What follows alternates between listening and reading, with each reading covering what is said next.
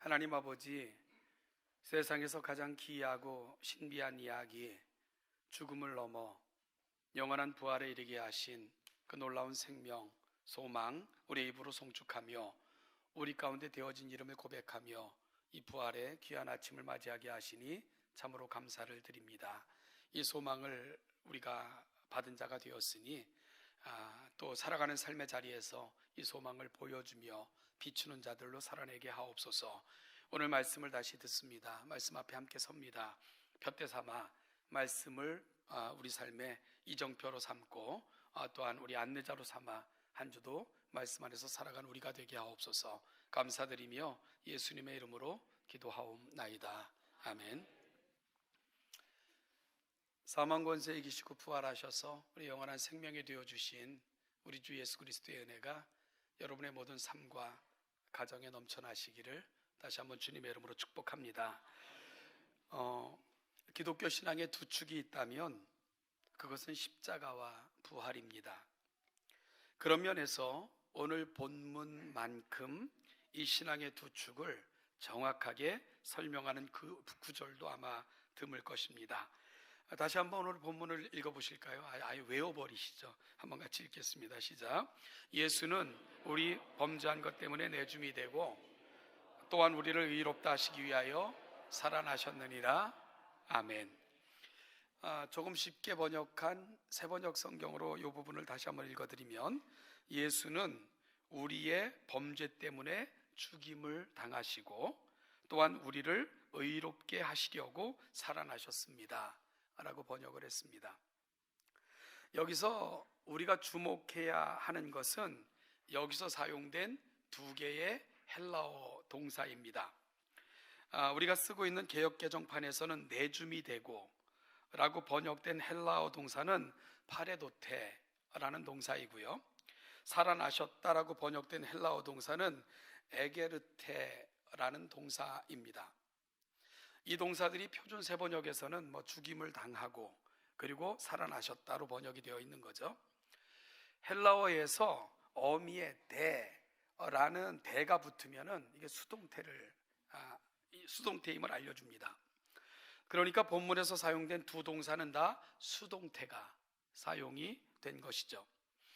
아시는 것처럼 수동태는 문장의 주체나 주어가 어떤 행위를 스스로 주체적으로 하는 모습이 아닌 어떤 행위를 받거나 당하는 모습을 설명할 때 수동태를 사용하잖아요.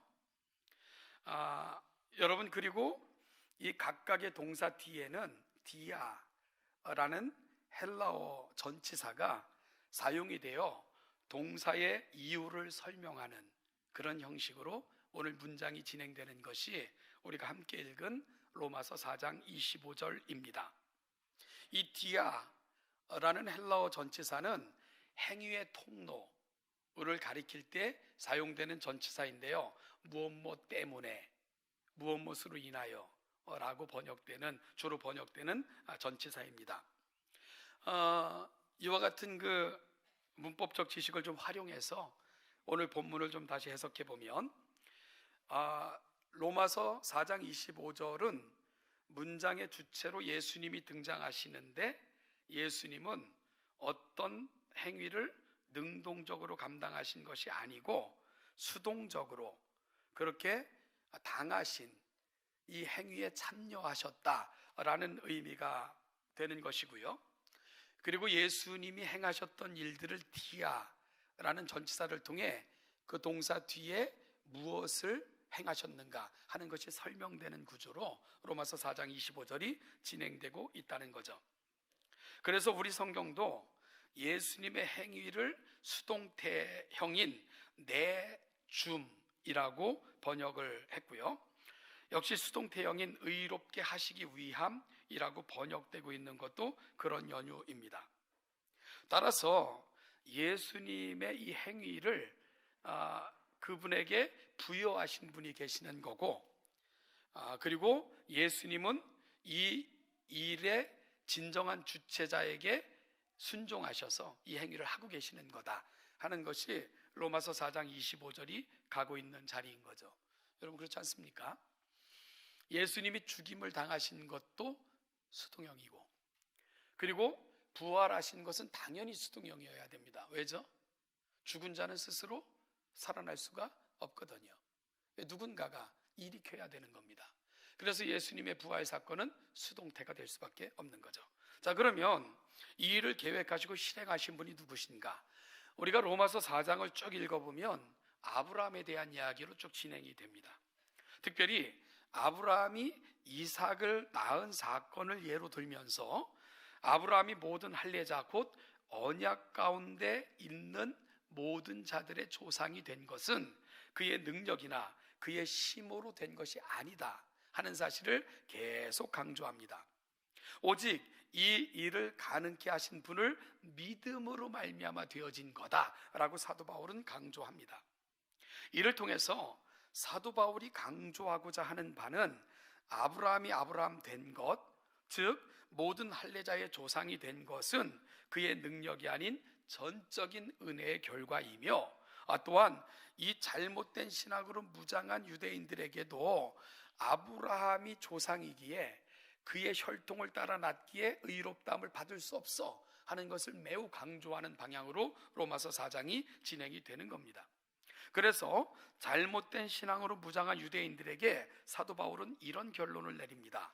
그에게 의로 여겨졌다 기록된 것은 아브라함만 위한 것이 아니요 의로 여기심을 받을 우리도 위함이다 라고요.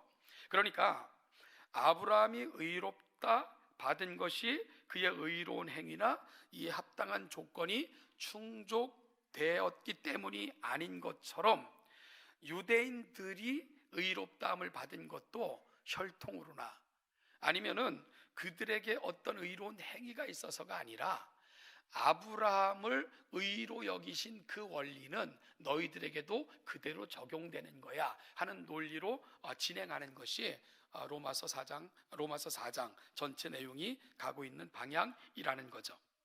여러분, 그렇다면 아브라함이 의롭다함을 얻을 조건으로 그가 믿은 믿음의 내용은 뭘까? 17절 18절이 이 부분을 설명하고 있는 건데요, 제가 읽어보면 기록된 바 내가 너를 많은 민족의 조상으로 세웠다 하심과 같으니 그가 믿은 바 하나님은 죽은 자를 살리시며 없는 것을 있는 것으로 부르시는 이시니라. 아브라함이 바랄 수 없는 중에 바라고 믿었으니 이는 내 후손이 이가 되리라 하신 말씀대로 많은 민족의 조상이 되게 하려 하심이라.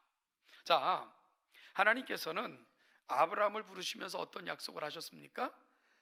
네가 많은 자손이 있을 것이고 모든 민족의 조상이 될 거다라고 말씀을 하셨죠. 근데 여러분, 이걸 아브라함이 무슨 능력으로 이걸 이루겠느냐 하는 말씀입니다. 따라서 아브라함이 믿은 것은 그래 내 능력 가지고 이걸 해내야지가 아니라 이 약속을 하신 하나님을 믿었다, 이런 얘기예요. 그를 통해 큰 민족을 이루게 하실 것이고 모든 민족이 복을 받게 하실 것이라고 약속한 그분, 아브라함이 믿은 것은 바로 그 하나님, 그 약속을 하신 그 하나님을 믿었다라고 사도 바울이 이야기를 하는 거죠. 여러분, 사실은 아브라함은 살면서 많은 순간 때로는 좌절하기도 했고요, 그리고 나이가 들어감에 따라 조급함도 생기기도 했고, 그래서 인위적인 방법으로 자손을 이어가 보려고 노력도 했어요. 그래서 사라의 여종인 하갈을 취하여 자녀를 낳기도 했죠. 그런데 하나님께서는 그때마다 말씀하신 게 뭡니까? 사라의 태를 통해 난 아들이 바로 믿음의 자녀가 될 것이고 그를 통해서 약속은 이루어질 거야 하는 것을 끊임없이 약속하셨습니다. 계속해서 확인해 주셨다는 거죠. 비록 실패도 하고 좌절도 하고 방황도 했지만 아브라함이 붙든 것은 뭡니까? 이 약속을 하신 그분은 이 약속을 이루실 거야 하는 사실을 믿음에는 변함이 없었다 하는 사실을 사도 바울이 입증해 주고 있는 겁니다. 여러분, 따라서 아브라함이 의롭다함을 받은 것은요 그의 행위 때문도 아니고요, 그리고 그가 능력이 있어 하나님이 하신 그 말씀을 이루었기 때문도 아닙니다. 이 약속을 하신 그분은 신실하셔서 반드시 이루실 거야, 이 약속을 믿었다는 거죠. 믿을 때 하나님은 이를 의로 여기신 거다라고 사도 바울은 변론하고 있는 겁니다. 그러면서 사도 바울은 아브라함에게 행하신 그 원칙을 조금 더 확대해서 적용을 하는데요, 23절 24절입니다. 그에게 의로 여겨졌다 기록된 것은 아브라함만 의한 것이 아니요 의로 여기심을 받을 누구요? 우리도 의함이니 라고 확대해 가고 있는 거죠. 논리의 점진성을 보고 있는 것입니다. 아브라함의 예는 단지 아브라함의 경우에만 국한된 것이 아니고 모든 아브라함을 조상이라고 생각하는 유대인들에게도 동일하게 적용이 되며 더 나아가 모든 인류도 이 원리에 따른다 하는 것을 입증하고 있는 것입니다. 아브라함은 하나님께서 그를 부르실 때 하셨던 약속을 믿었고요, 이를 믿었기에 의롭다 하심을 얻었습니다. 그의 행위의 결과가 아니라는 거죠. 오직 믿음의 결과라는 것입니다. 그런데 사도 바울은요, 이 원리는 아브라함에게만 해당되는 게 아니야. 모든 유대인들에게도 동일한 원리가 적용되고 또한 우리도 이 원리를 조차 의롭다 하심을 받는다 하는 사실을 변론적으로 입증하고 있는 것이 로마서 4장이 가고 있는 자리입니다. 여러분, 그러면 아브라함이 믿었던 것이 그 약속을 하신 분, 그 약속을 하신 분은 신실하게 이루신다, 그 사실을 믿었을 때 의롭다 하심을 받았잖아요. 그렇다면 오늘 우리가 믿음의 내용으로 가져가야 될 것이 뭔가, 우리를 의롭다함에 이르게 하는 그 믿음의 내용이 뭔가, 그것이 바로 24절 후반절입니다. 곧 예수 우리 주를 죽은 자 가운데서 살리신 이를 믿는 자, 이들이 의롭다함을 얻는다 라고 사도 바울은 말씀합니다. 아브라함이 약속한 것을 반드시 성취하실 것을 약속하신 이를 믿음으로 의롭다함을 얻은 것처럼 오늘 우리가 믿어야 하는 믿음의 내용은 바로 예수를 죽은 자 가운데서 살리신 이, 바로 그분이 우리 믿음의 대상이고 우리 믿음의 내용이다라고 설명하고 있는 겁니다. 이를 통해서 우리는 믿음으로 의롭다함을 받는다라고 논증하고 있는 거죠. 여러분, 그러면 예수를 죽은 자 가운데서 살리신 이, 그분이 누구입니까? 바로 아브라함에게 약속하시고 그리고 때가 되매 오늘 우리에게도 그 약속을 성취하신 분, 동일하신 하나님, 결국 우리의 의의는 그 하나님을 믿음으로 되어지는 거다라고 변증하는 거죠. 바로 아버지 하나님이십니다. 25절에서는 바로 그 하나님께서 행하신 일이 구체적으로 설명되고 있는 거죠. 여러분, 아버지 하나님은 아들 예수를 십자가에 넘겨주셨습니다. 즉 십자가 위에서 죽게 하셨다는 거죠. 사도 바울은 그 이유를 설명해요. 바로 말씀드린 것처럼 동사 뒤에 곧바로 따라 나오는 헬라어 전치사 디아라는 전치사를 통해서 이를 설명합니다. 여러분, 그렇다면 디아라는 전치사 뒤에는 어떤 내용이 나옵니까? 우리가 범죄한 것이 따라 나오죠. 그래서 이 문장을 헬라어 순서대로 그대로 번역하면 하나님 아버지는 아들을 내어주셨습니다. 왜냐하면 우리 범죄한 것 때문에, 이렇게 번역이 되는 거죠. 여러분, 그러니까 아버지가 아들 예수를 십자가에 내어주신 이유, 그게 뭐죠? 우리의 범죄함 때문이다 라고 말씀하고 있는 겁니다. 그래서 십자가 사건은 어찌 보면 예수님께서 좋아서, 그래서 기뻐하시면서 그렇게 지신 사건이 아닙니다. 십자가는 가장 수치스럽고 아프고 힘든 사건이죠. 그래서 예수님의 가족들, 여러분, 그래도 인지상정이라는 게 있잖아요. 아무리 평소에는 미워했어도 그래도 죽는 자리에는 가족들 가봐야 되지 않겠습니까? 예수님의 형제들 아무도 안 갔어요. 예수님의 어머니만 멀찌감치 서서 눈물을 흘리며 아들을 지켜볼 뿐입니다. 왜 그랬을까요? 가족의 수치라고 생각을 했거든요.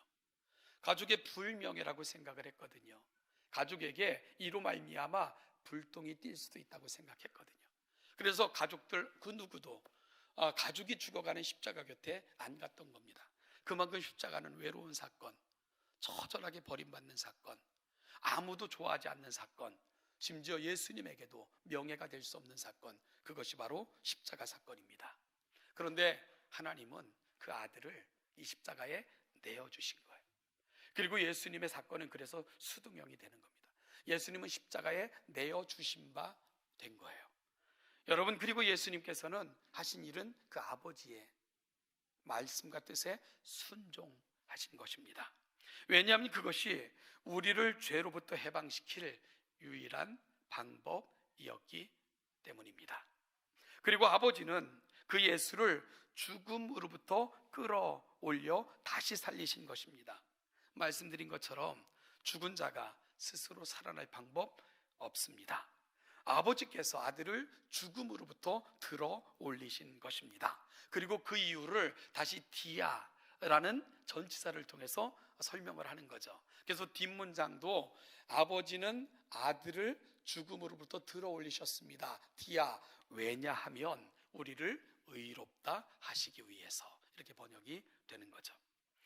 여러분, 결국 아버지가 아들을 십자가에 내어주심도, 그리고 그를 다시 죽음으로부터 끌어올리심도 디아라는 정치사를 통해 확인하는 거죠. 뭐죠? 우리 범죄함 때문입니다. 그리고 우리를 의롭다 여겨주시기 위해서 아버지가 이 일을 하신 거고, 그리고 이것만이 우리를 죄로부터 해방시켜 아버지께 우리를 이끌기 위해 아들은 아버지께 순종하신 것입니다. 이것이 바로 십자가와 부활이 갖고 있는 정확한 의미입니다.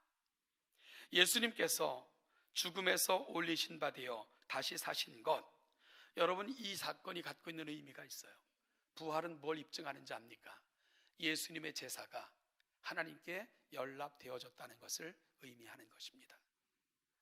예수님이 십자가 위에 자기가 어린 양이 되어 올려드린 제사, 아버지가 그것을 받으셨다는 걸 의미하는 거예요. 그래서 부활 사건은 아들이 어린 양 되어 올려드린 제사가 아버지께 연락되어 아버지께서 용서하시고 은혜를 베푸신다 하는 것을 보여주는 사건이 부활 사건이 되는 거죠.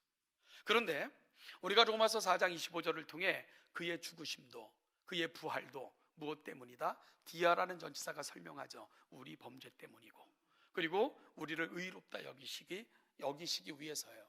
그러니까 예수님의 죽으심 속에는 우리의 죄에 대한 대가가 지불되어지는 것이고, 예수님의 부활 속에는 그분의 제사가 연락되어졌다는 것을 의미하기 때문에 우리의 죄도 용서되어졌다는 것과 예수의 부활 속에서 우리도 하나님께 연락되어졌다는 것을 동시에 의미하는 겁니다.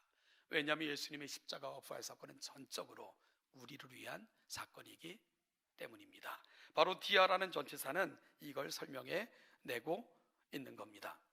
여러분, 그리고 이 원리는 이미 구약시대 아브라함의 예로부터 주어진 원리이고 모든 유대인들에게도 해당되고, 그리고 여전히 우리의 원리가 되는 것입니다. 그래서 오늘 우리는 헬라어 전치사 디아를 좀 기억할 필요가 있습니다. 우리가 디아라는 말을 우리가 쓸 수는 없지만 그럼에도 불구하고 디아라는 전치사를 기억했으면 좋겠어요. 때문에, 인하여 라고 번역된 이 헬라어 한 단어, 이 단어 속에는 오늘 우리가 받은 은혜가 다 설명이 되고 있고요. 오늘 우리가 이 영광스러운 이 영광을 누리고 사는 것, 그리고 이를 위해 아버지께서는 어떠한 일을 행하셨고 아들은 어떻게 이 일을 감당하셨는가 하는 모든 것들을 설명해 주고 있기 때문입니다. 여러분, 우리는 아버지가 아들을 내어주시는, 그리고 아들이 아버지의 뜻에 순종하시는 그 사건 속에서 아버지께로 나아갈 길을 얻게 된 겁니다. 바로 디아라는 전치사는 이 모든 것들이 우리 죄 때문임을 설명해 주고 있는 거고요. 그리고 아버지가 아들을 죽음으로부터 끌어올려 부활케 하신 것도 디아는 설명하고 있죠. 우리를 의롭다 여겨주시기 위해. 그래서 결국은 내 죄에 대한 용서는 내 의에 근거하지 않죠. 나 때문에 십자가에 제물이 되어 돌아가신 예수 그리스도, 그 아들을 내어주신 하나님의 사랑에 근거하는 것입니다. 우리가 오늘 누리게 되는 이 영광도요, 내가 하나님 앞에 뭔가 자격 있는 합당하게 행했기 때문이 아니에요. 디아, 바로 우리를 의롭게 여겨주시기 위해 아들을 제물로까지 내어주셨던 하나님의 사랑, 그 사랑이 오늘 내가 살아가는, 이 영광을 누리고 살아가는 내 삶의 유일한 이유가 되는 것입니다. 그래서 오늘 이 아침 이 디아를 꼭 기억하시는 복된 아침 되시기를 주님의 이름으로 축복합니다. 우리는 지난 일주일 이 십자가의 의미를 묵상하고 기도하는 그런 특별한 시간들을 좀 가져봤습니다. 하나님께서 행하신 일들이 무엇인가를 다시 생각해보는 그런 시간들을 가져봤어요.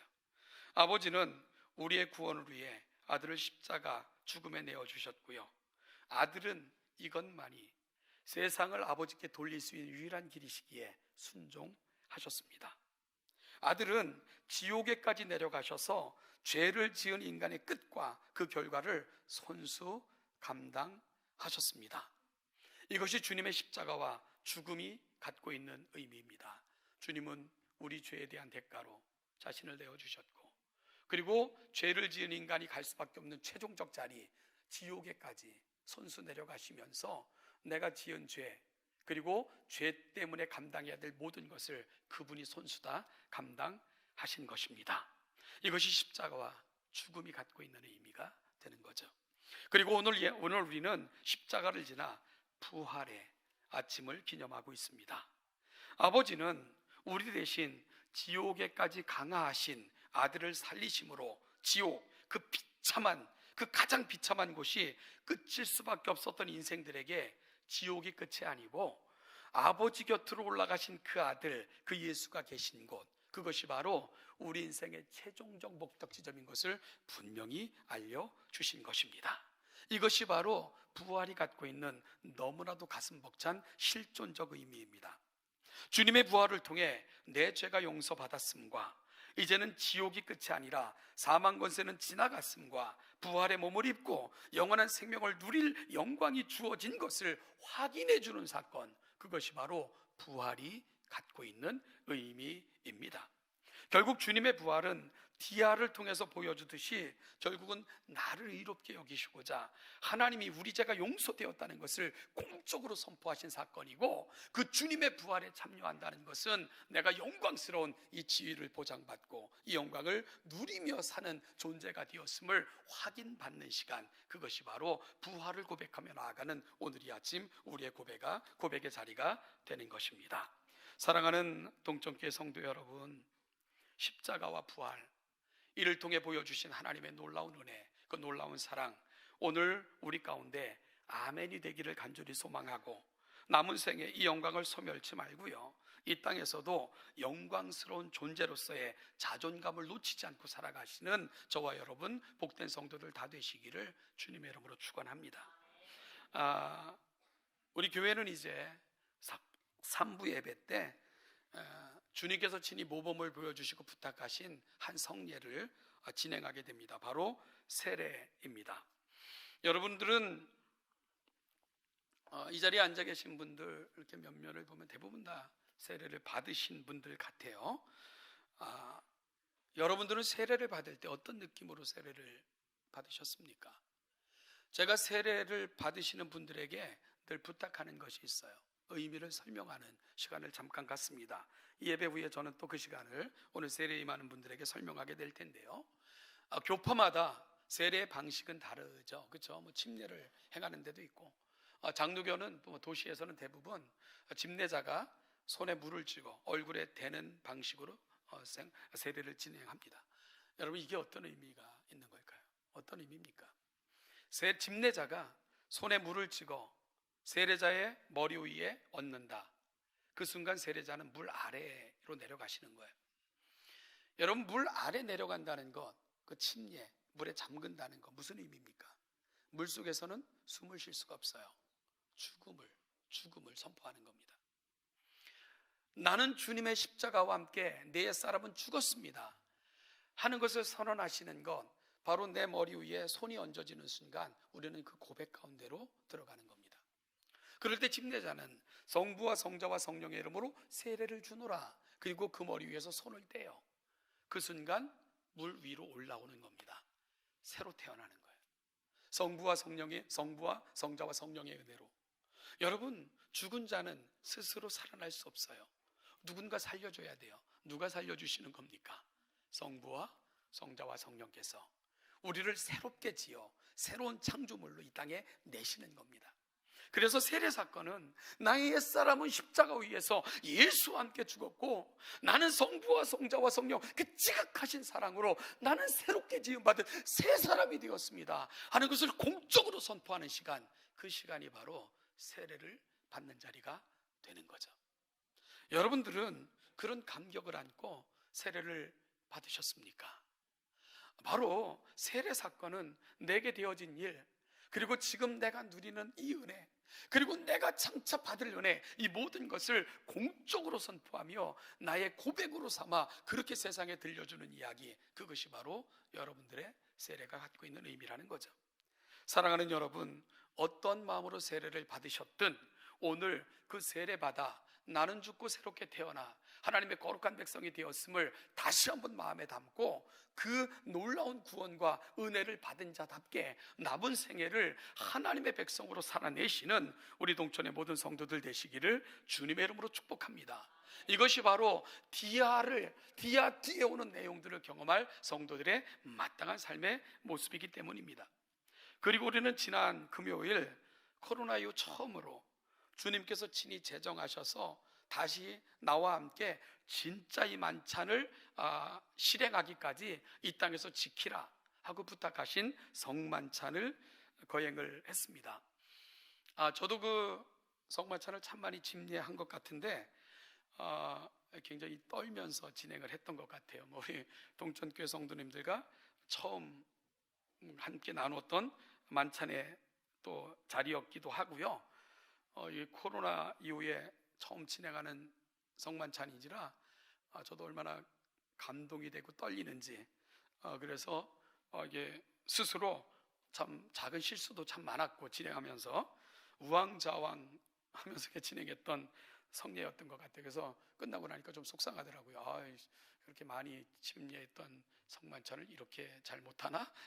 그런 자괴감도 들고 그랬던 시간이었는데요. 여러분, 그럼에도 불구하고 이 성례에 참여한 여러분들은 결코 놓치지 말아야 될 사실이 있어요. 우리는 모두 디아, 말씀드린 전치사 디아를 통해 되어진 은혜로 이곳에 있다는 것, 우리는 함께 이 은혜로 부름받은 거룩한 감격스러운 공동체라는 것, 그래서 우리는 이후로 이 은혜에 합당한 자로 살아야 된다는 것, 그것은 바로 주님과 연합하고 동행하는 삶을 다짐하는 시간, 그것이 바로 성만찬이 갖고 있는 의미입니다. 여러분, 우리 모두가 이 자리에 있을 수 있는 유일한 것, 그것은 바로 예수 그리스도, 나를 위해 십자가에서 자기 몸을 내어주시고 그리고 죽음에서 불러 일으키셔서 우리의 영원한 소망이 되어주신 예수 그리스도, 그 사실 하나 때문에 오늘 우리가 여기에 있는 것, 이것은 누구나 동일한 우리가 누릴 은혜이고 이 고백을 하나님은 우리의 의로 여기신다는 거예요. 그러니까 여러분, 오늘 여기서 우리가 하나님의 의에 참여할 수 있는 유일한 이유, 유일한 조건, 유일한 방법은 예수 그리스도, 그분이 나를 위해 돌아가셨음과 그분의 부활이 나로 인하여 하나님께서 그 모든 제사를 받으시고 죄가 사하여졌다는 것을 확증해 주신 은혜 때문에 우리가 여기에 있다는 것, 이 고백 하나만이 우리가 하나님의 자녀로 살아갈 수 있는 이유가 된다는 것을 꼭 기억해야 된다는 겁니다.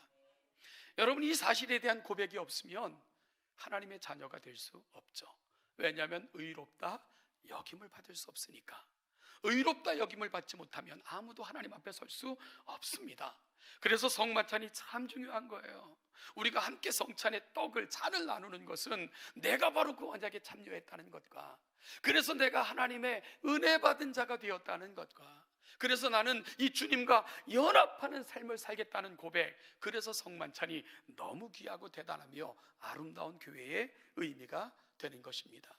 그래서 사도 바울은 여전히 그리스도와 상관없는 모습으로, 주님의 십자가와 상관없는 모습으로 살면서 여전히 우리 가운데 분열과 분파와 미움과 다툼과 벽과 선이 있으면서 성만찬에 참여하는 자는 그리스도의 몸을 다시 찢는 거다, 주님을 십자가에 다시 못 박는 거다 하면서까지 성만찬에 우리가 어떻게 임해야 되는가 하는 것을 설명하고 또 설명했던 것입니다. 그래서 성만찬에 참여하는 자들마다 우리가 한 몸인 것과 예수가 우리의 머리가 되시는 것과 그 안에서 우리는 지체가 되었다는 것과 그리고 그 안에서 우리는 하나가 되었다는 것을 늘 확인하는 시간, 이것이 바로 성만찬이 가는 자리이고, 그래서 교회는 정말로 죽음을 넘어 새로운 생명에 참여했고 새로운 생명에 참여한 자는 이렇게 살겠습니다라는 다짐, 이 모든 것을 담아내는 시간이 바로 성만찬이 갖고 있는 의미가 되는 것입니다. 여러분, 그리고 오늘 이제 우리는 영광스러운 미래로 나아가는 거예요. 우리는 성만찬에 참여하여 주님과 동행하는 삶을 살다가 이 세상에서 맡겨진 삶을 끝나면 정말 우리에게 이 생명을 주신 그분 앞에 서게 되는 겁니다. 여러분, 주님 앞에 서는 날 어떤 의미가 있는 줄 압니까? 왕관을 받으러 가시는 거예요. 주님이 우리에게 왕관을 씌워주실 거예요. 그런데 왕관을 씌워주시는 이유가 뭔지 아세요? 바로 여러분들이 상속자라는 것을 말씀해 주시는 거예요. 내 자녀다.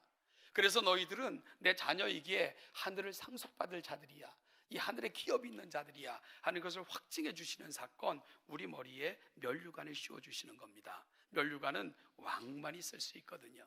그래서 주님이 우리 머리에 왕관을 씌워 주시는 것, 우리를 왕의 존재로, 왜냐하면 하나님의 자녀들이니까 그걸 확인해 주시면서 이 땅에서 영원히 왕으로 살 것을 선언해 주시는 시간, 그 시간이 바로 여러분이 주님 앞에 서는 순간 주님으로부터 왕관 받아 머리에 쓰시는 그 순간이 되시는 겁니다.